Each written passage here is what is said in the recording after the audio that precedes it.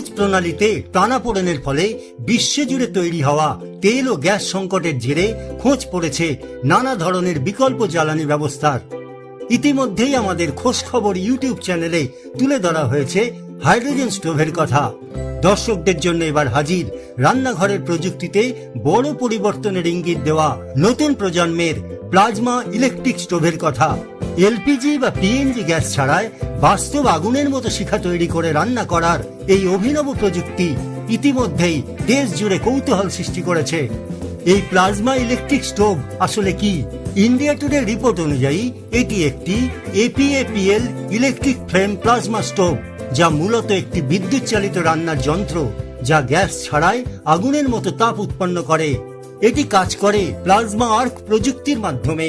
বিদ্যুতের সাহায্যে বাতাসকে আয়োনাইজ করে অত্যন্ত উচ্চ তাপমাত্রায় শিখা তৈরি করা হয়, যেখানে কোনো জ্বালানি পোড়ানো হয় না। কিভাবে কাজ করে এই প্রযুক্তি? এই স্টোভে বিদ্যুৎ প্রবাহের মাধ্যমে বাতাস প্লাজমায় রূপান্তরিত হয় এবং সেখান থেকেই তৈরি হয় শিখা। এর তাপমাত্রা 1200 ডিগ্রি সেলসিয়াসেরও বেশি হতে পারে।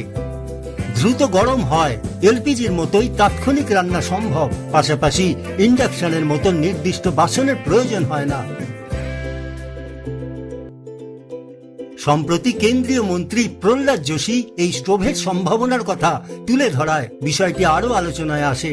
গত 10 এপ্রিল তিনি তার এক্স হ্যান্ডেলে লিখেছেন, গতকাল একটি ভারতীয় সংস্থা একটি আমদানি করা স্টোভের প্রদর্শন করে যা বিদ্যুৎ ব্যবহার করে এলপিজির মতো শিখা তৈরি করে রান্না করা যায়। এই অভিনব প্রযুক্তি আমাকে সত্যি মুগ্ধ করেছে।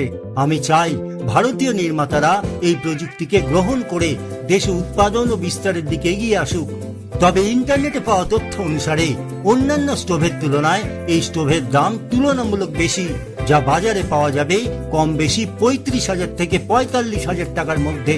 প্রাথমিক খরচ বেশি হলেও এই প্রযুক্তি শুধু বাড়ির রান্নাঘরেই নয়, রেস্তোরাঁ ও ফুড ট্রাকেও ব্যবহার করা যেতে পারে বলে মনে করা হচ্ছে।